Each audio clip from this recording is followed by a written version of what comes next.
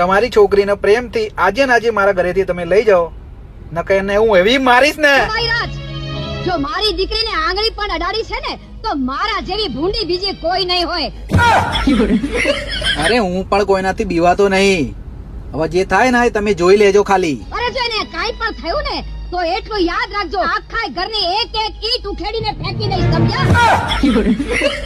અરે બોલવામાં મર્યાદા રાખજો, નકર મારા ઘર બાજુ લમડું વાર્યું ને તો ધક્કો મારી કાઢી મૂકીશ.